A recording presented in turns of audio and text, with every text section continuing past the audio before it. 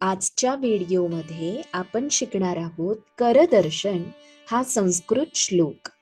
कर या शब्दाचा अर्थ हात असा होतो.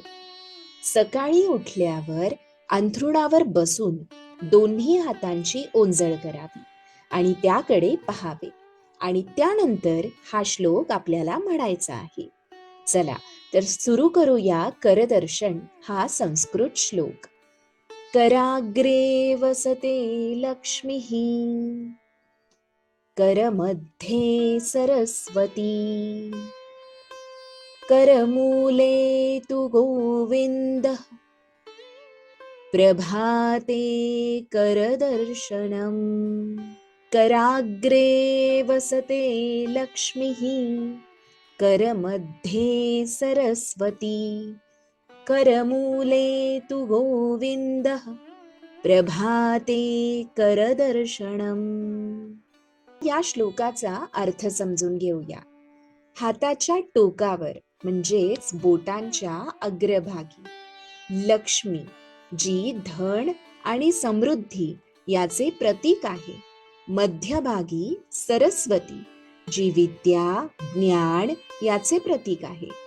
आणि मूळ भागात गोविंद, जे साक्षात विष्णू आहेत, हे निवास करतात. म्हणून सकाळी उठल्या उठल्या आपल्या हातांचे दर्शन घ्यावे. या श्लोकाचे महत्व. स्वावलंबन.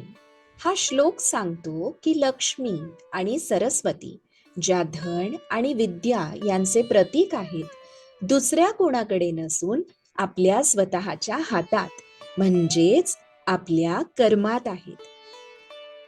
प्रेरणा.